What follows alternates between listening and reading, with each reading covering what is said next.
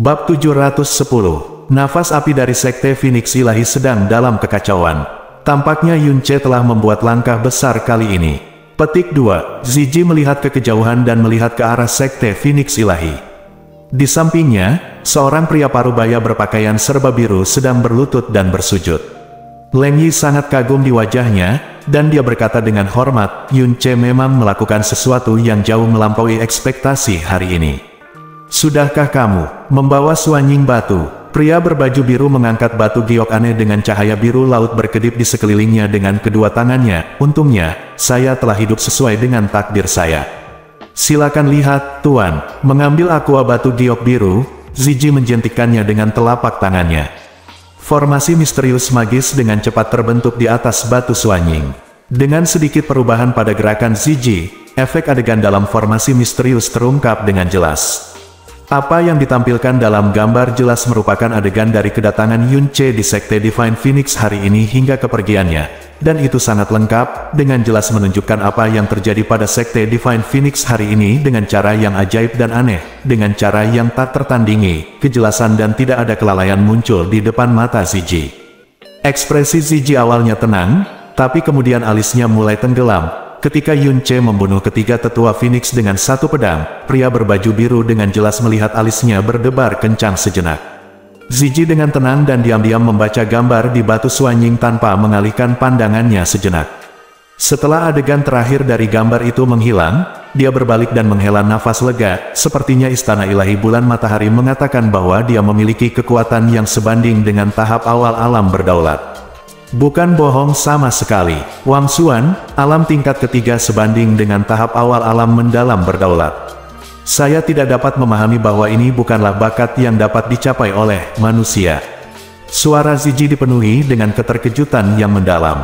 Dengan pengetahuan dan pengalamannya yang luas selama ribuan tahun, dia belum pernah mendengar siapapun di alam mendalam kaisar tingkat ketiga, apalagi alam basuhan tingkat ketiga, yang sebanding dengan alam mendalam berdaulat. Juga sangat pasti bahwa hal itu tidak pernah muncul dalam sejarah Tianxuan. Pria berbaju biru di sampingnya sama sekali tidak terkejut dengan komentar Ziji. Dia masih hadir hari ini untuk menyaksikannya dengan matanya sendiri, dan keterkejutan di hatinya yang disebabkan oleh Yunce jauh lebih besar daripada Ziji. Mengatakan bahwa dia adalah monster bukanlah hal yang berlebihan. Di dua alam besar, atau dua alam teratas, lompatan kekuatan benar-benar belum pernah terjadi sebelumnya di benua Tianxuan, dan pada dasarnya tidak mungkin bagi siapapun untuk mengejarnya. Sulit membayangkan betapa kuatnya kekuatan Yunce jika dia mencapai alam Jiangxuan. Kata-kata Ziji berbentuk seruan, tetapi dia tidak tahu bahwa kata-katanya benar, karena keterampilan misterius, garis keturunan, tubuh, dan bahkan jiwa Yunce memang di luar kategori manusia. Teknik gerakannya memang seperti Phantom Light dan Thunder. Ziji menyingkirkan batu suanying, alisnya sedikit tenggelam, dan dia berpikir keras. Pria berbaju biru mengeluarkan batu suanying lainnya dan berkata, Tuan, saya punya masalah lain. Kerajaan Angin Biru tidak ragu-ragu untuk menggunakan satu-satunya formasi mendalam teleportasi, dan batu suanying datang. Anda harus menyerahkannya kepada Master Di Orang. Silakan melihatnya. Oh. Semakin jauh perjalanan formasi mendalam teleportasi, semakin besar biaya castingnya. Oleh karena itu, formasi mendalam teleportasi jenis ini tidak boleh digunakan dengan mudah kecuali jika itu adalah pilihan terakhir. Cabang bulan hitam dari Kerajaan Angin Biru hanya memiliki satu batu dalam yang dapat melepaskan formasi teleportasi, dan sudah tidak digunakan selama ratusan tahun, namun, kali ini tiba-tiba digunakan, yang jelas bukan hal yang aneh. Ziji mengambil batu bayangan misterius kedua di tangan pria berbaju biru, membangun formasi misterius, dan bayangan misterius muncul. Kali ini gambarnya berada di Kerajaan Angin Biru, di depan kota Kekaisaran Angin Biru. Ini adalah, melihat gambar di depannya, alis Ziji melonjak tajam, dan kedua tatapannya seperti cahaya pedang paling tajam, tertuju pada sosok yang agak kabur di gambar sosok itu. Yang kuat angin bertiup, dan di belakangnya, sepasang sayap tembus pandang tampak terbentang. Dan, cahaya misterius yang keluar dari tubuhnya adalah warna hijau zamrud yang sangat istimewa. Bang! Gambar itu menghilang, dan batu suanying tiba-tiba dihancurkan oleh Ziji. Pria berbaju biru mengangkat kepalanya, Tuan. Beritahu orang-orang di pihak angin biru bahwa Anda tidak diperbolehkan menyebutkan satu kata pun tentang batu bayangan misterius ini kepada siapapun, tidak kepada siapapun. Wajah Zizi terasa berat, dan suaranya bahkan lebih serius. Setiap kata sangatlah penting. Pria berbaju biru itu gemetar, dan dia dengan cepat menundukkan kepalanya dan berkata, "Ya, aku akan memberimu perintah segera." Berdiri di depan jendela, Zizi mengerutkan kening, bermeditasi untuk waktu yang lama, tidak tahu apa yang dia pikirkan. Kali ini dia berdiri diam selama 1 jam penuh. Tanpa sadar, terik matahari sudah menggantung di langit, dan Zizi akhirnya bergerak. Dia mengangkat kepalanya sedikit, melihat ke langit pucat yang diterangi, dan berkata dengan suara rendah yang disebutkan dalam berita dari alam iblis ilusi. "Astaga, mungkinkah itu? Tanda pisah, tanda pisah, tanda pisah, tanda pisah, tanda pisah, tanda pisah, tanda pisah, tanda pisah, tanda pisah, tanda pisah, tanda pisah, tanda pisah, tanda pisah, tanda pisah." Setelah Yunce terbang menjauh dari sekte Divine Phoenix dan menuju ke selatan, cibiran di wajahnya berangsur-angsur memudar. Akhir-akhir ini, dia semakin membuat keributan di sekte Phoenix Ilahi.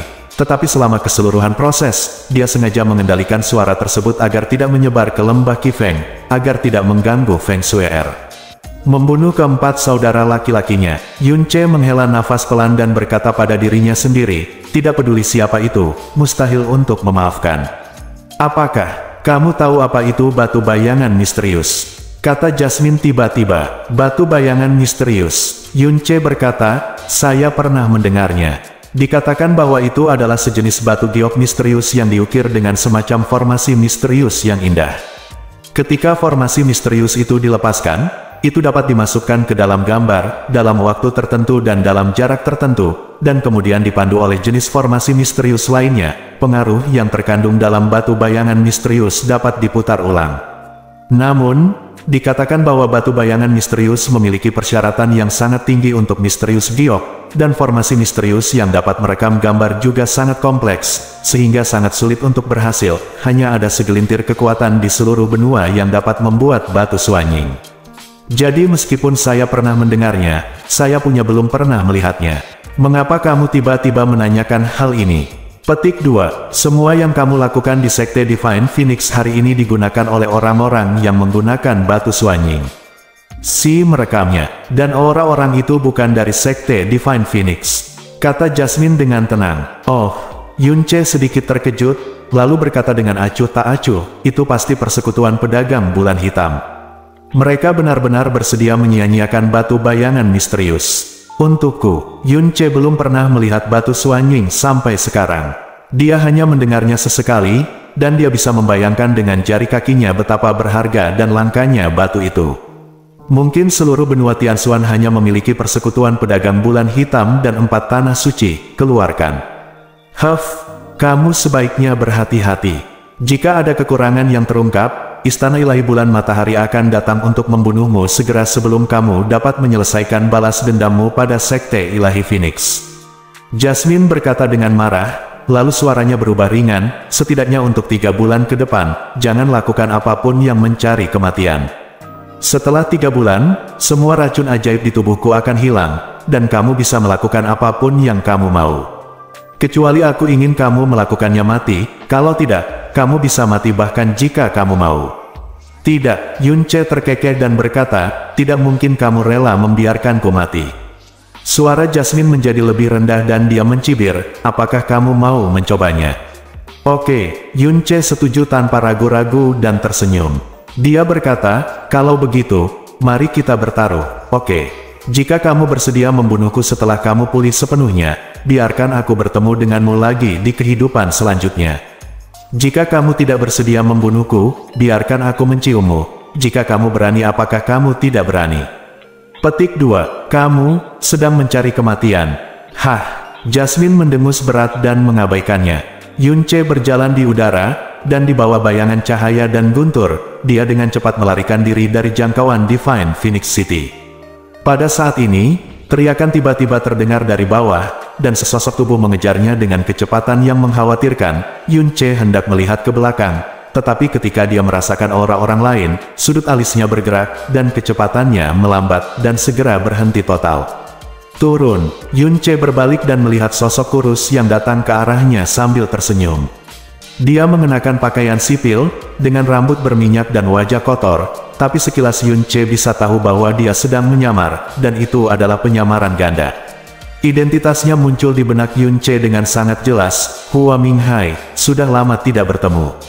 Pengejarnya berhenti di depan Yun Ce, napasnya sedikit terganggu oleh kegembiraan. Saudaraku, akhirnya aku bertemu denganmu lagi. Aku benar-benar tidak menunggu di sini dengan sia-sia. Fiu, aku akan mengetahui bahwa saudara yang begitu baik tidak akan mati sia-sia. Tuhan memberkatimu. Saat ini, tidak hanya Divine Phoenix City, tetapi pada dasarnya seluruh benua tahu bahwa Yun Ce kembali hidup, dan hanya dalam beberapa hari, sungguh menakjubkan bahwa satu orang telah membuat Sekte Phoenix Ilahi menjadi hiruk-pikuk. Hua Minghai awalnya tidak berada di Divine Phoenix City. Setelah mendengar bahwa Yun Ce belum mati dan telah tiba di Divine Phoenix City, dia datang ke sini semalaman untuk bertemu dengannya lagi. Dia adalah orang yang sangat mementingkan persahabatan. Atas kebaikan besar yang diterimanya 3 tahun lalu, akhirnya kematian tak terlupakan. Sudah lama sekali. Melihat warna alis Hua Minghai, Yun Ce berkata sambil tersenyum, ketika aku pertama kali bertemu denganmu 3 tahun lalu, depresi di wajahmu sudah benar-benar hilang sekarang. Sepertinya kamu, Mai istriku, telah pulih dengan baik selama bertahun-tahun. Hua Minghai mengangguk penuh semangat, racun Xiaoyahanku telah sepenuhnya dibersihkan, dan belum menunjukkan tanda-tanda apapun 3 tahun lalu. Dan dengan darah naga yang diberikan oleh kakak tertuaku, itu bertahan lama, kurang dari setahun. Dia telah pulih dalam hitungan detik. Sekarang, Xiaoya tidak hanya pulih, tetapi fisiknya, ki dan darahnya juga telah pulih sepenuhnya, dan kekuatannya yang dalam telah pulih sebesar 70 hingga 80%. Ini adalah semua berkat kakak laki-laki tertua. Terima kasih atas kebaikan kakak laki-laki tertua, saya. Petik 2. Oke, Yun Ce dengan cepat menghentikannya, tidak perlu mengucapkan banyak kata terima kasih, saya hanya sedikit usaha kembali lalu. Dan bagi saya, Phantom Light Thunder Ji Anda telah membayar Anda berkali-kali. Ini adalah sedikit usaha dari pihak saya. Jika bukan karena bantuan Huang Wang Leiji, saya tidak akan pernah bisa bergerak bebas di Sekte Phoenix Ilahi. Petik 2. Huang Wang Leijiku, apa maksudmu? Kenapa aku tidak bisa memahaminya sama sekali? Ngomong-ngomong, saudaraku, kemampuan tubuhmu sangat kuat, dan sangat mirip dengan keluarga kita Phantom Light Thunder. Kebetulan sekali, ya, kebetulan sekali. Mungkin mereka berasal dari sekolah tubuh yang sama dahulu kala. Adapun keterampilan misteriusnya, kebetulan, sungguh suatu kebetulan, ini pasti takdir antara aku dan kakak tertuaku, Hua Minghai menatap ke langit dengan senyuman gila di wajahnya. Yun Ce juga tertawa, ini telah banyak membantuku, jauh melampaui ekspektasi awalku. Jangan khawatir, aku tidak akan membiarkanmu melanggar aturan klan dengan sia-sia. Ngomong-ngomong, aku hampir mati di tabut Taiko Suan 3 tahun lalu karena Ye Xinghan dari Istana Ilahi Bulan Matahari. Setelah saya akhirnya kembali, mereka datang untuk menyambut saya bahkan tidak sampai ratusan ribu mil jauhnya. Saya dan Istana Ilahi Matahari Bulan hubungan telah sepenuhnya dipalsukan. Meskipun belum diaktifkan, akan selalu ada hari ketika itu akan diaktifkan sepenuhnya, dan itu tidak akan memakan waktu terlalu lama. Yun Ce memandang Hua Minghai dan berkata perlahan, Sun Istana Dewa Bulan di antara mereka, siapa yang paling ingin kamu mati? Mata Hua Minghai jelas bergetar, saudaraku, kamu benar-benar bisa. Wajahnya berubah untuk sementara waktu, dan kemudian dia mengertakkan gigi, bunuh aku. De orang tua yang memberi Xiaoya racun dingin adalah orang yang sama. Ye Xuange, tetua peringkat 10 Istana Matahari dan Bulan. Dan penyebab semuanya adalah penguasa surgawi Istana Matahari dan Bulan, Ye Meixi. Dia ingin mendapatkan tiang guntur cahaya hantu klan kami sejak ratusan tahun yang lalu, dan diam-diam telah mencari keberadaan klan kami berkali-kali. Sudah kubilang sebelumnya bahwa salah satu leluhurku pernah masuk dan keluar dari matahari. Dewa Bulan Istana mencuri pedang tuan mereka hanya untuk membalas dendam. Di bawah penganiayaan terus-menerus dari Istana Dewa Bulan Matahari, hari ini, hanya akulah satu-satunya yang tersisa di klan kita. Jadi, petik 2, aku mengerti. Yun Ce mengangguk, Ye Meixi kebetulan adalah orang yang harus kubunuh. Hua Minghai tertegun, karena Ye Xinghan harus mati.